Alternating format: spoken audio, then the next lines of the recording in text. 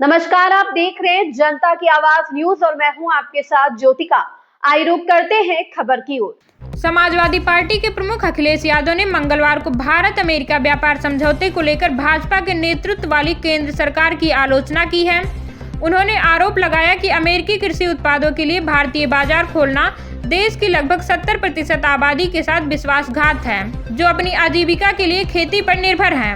Bharat America व्यापार समझौते के तहत अमेरिका में भारतीय वस्तुओं पर शुल्क घटकर 18% हो गया है, जबकि वाशिंगटन का दावा है कि इस समझौते से उसे नई दिल्ली को अधिक कृषि उत्पाद निर्यात करने में मदद मिलेगी।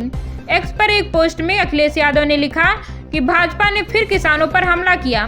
भाजपा सरकार जवाब दो, दबाव क्या है?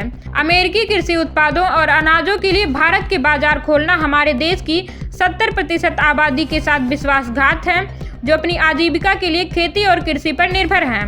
भाजपा सदस्य और उनके सहयोगी स्वतंत्रता से पहले भी विदेशियों के एजेंट थे और आज भी हैं। आत्मनिर्भरता और स्वदेशी की बात करने वाले भाजपा सदस्यों और उनके सहयोगियों को जनता के बीच जाकर यह बताना चाहिए कि देश की अर्थव्यवस्था के साथ विश्वासघात करने के बदले उन्होंने कितना कमीशन लिया है। यादव ने आरोप लगाया कि भाजपा की नीतियां न केवल किसानों को नुकसान पहुंचाएंगी, बल्कि खाद्य पदार्थों की बढ़ती कीमतों, मुनाफाखोरी को बढ़ावा देने और अंततः किसानों को अपनी जमीन बड़ी कंपनियों को बेचने के लिए मजबूर करके निम्न मध्यम वर्ग और मध्यम वर्ग को भी प्रभावित करेंगी। पोस्ट में लिखा था कि इससे न केवल किसान बल्कि निम्न मध्यम वर्ग और मध्यम वर्ग भी बुरी तरह प्रभावित होंगे, क्योंकि इससे अनाज और कृषि उत्पादों से मुनाफाखोरी होगी और बिचौलियों की एक नई नस्ल का उदय होगा। परिणाम स्वरूप सभी खाद्य और पेय पदार्थ और भी महंगे हो जाएंगे।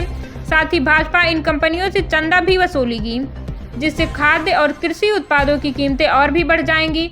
धीरे धीरे इससे हमारे किसानों की खेती और आय कम हो जाएगी, जिससे वे अपनी जमीन अमीरों और कंपनियों को बेचने के लिए मजबूर हो जाएंगे।